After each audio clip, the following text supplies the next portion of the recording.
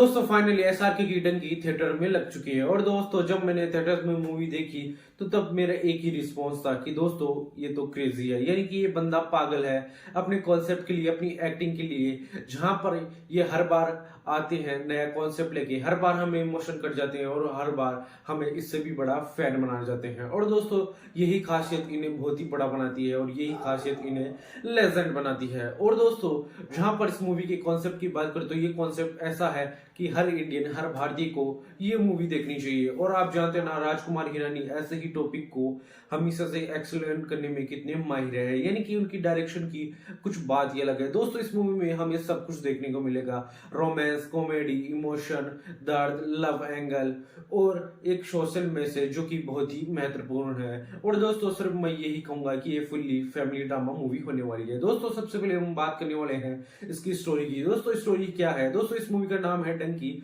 और ये डंकी का मतलब होता क्या है? डंकी का मतलब ये होता है कि किसी देश में दूसरे देश में जाना गैर कानूनी तरीके से ही डंकी कहलाता है। और दोस्तों ये डंकी का काम एसआरके ने बहुत ही बखूबी किया है, यानी कि इस मूवी में ऐसे ऐसे टॉपिक हैं जो हमारे समाज को हिला कर रख देंगे और ये हमारे रियल बात है। और दोस्तों हमारे भारतीयों के साथ क्या क्या होता है इस मूवी में ये एक्सप्लेन करा गया है। दोस्तों कोई मूवी हो जो हमें सोशल मैसेज देना चाहती हो और वह कॉमेडी रोमांस तरीके से, यानी कि अपने चुलबुले अंदाज से दे तो बहुत ही मजा आएगा। यानी दोस्तों जहां पर एक्टिंग की बात करें तो हम एसआरके के बारे में कुछ बोल भी नहीं सकते, क्योंकि उनकी एक्टिंग के बारे में हम क्या कहें, ये हमारे पास वर्ड ही नहीं है। जहां पर कास्टिंग की बात करें तो कास्टिंग राजकुमार हिरानी ने एकदम बखूबी की है, यानी कि चुन चुन के कास्ट करी है। और दोस्तों हर एक किरदार, हर एक रोल हमेशा इस मूवी में एकदम बनाए रखता है और एकदम सभी किरदार इंपॉर्टेंट है, यानी कि सभी अपना अपना काम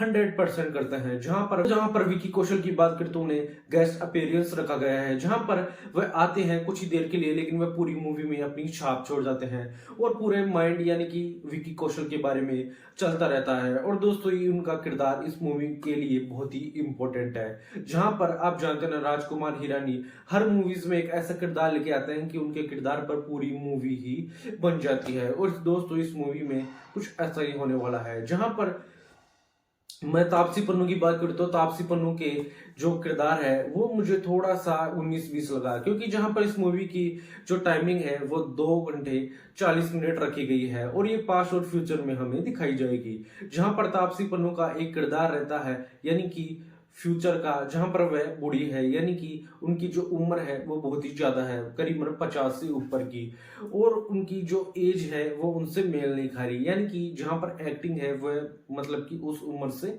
यानी कि उस उम्र के मुताबिक नहीं कर पा रही। इसलिए मुझे थोड़ा सा 19-20 लगा तापसी पन्नू के बारे में। और आप तो जानते हैं ना, एसआरके हमेशा से ही हर चीज को संभालते हैं, यानी कि हमारा एसआरके से ध्यान हटेगा ही नहीं और पूरी मूवी की बैकबोन एसआरके ही है। म्यूजिक की बात करूँ तो म्यूजिक मुझे कुछ कुछ अच्छे लगे, जैसे कि लुटपुट गया, वो तो एक रोमांटिक सॉन्ग था, लेकिन जैसे कि और भी बंदे सॉन्ग है वो हमें इमोशन कर जाते हैं और मूवी को आगे बढ़ाते हैं। जहां पर हम स्टोरी, म्यूजिक और एक्टिंग की बात कर रहे हैं तो VFX, art direction, costume design की बात करें तो बिल्कुल एकदम ये पंजाब में शूट हुई है।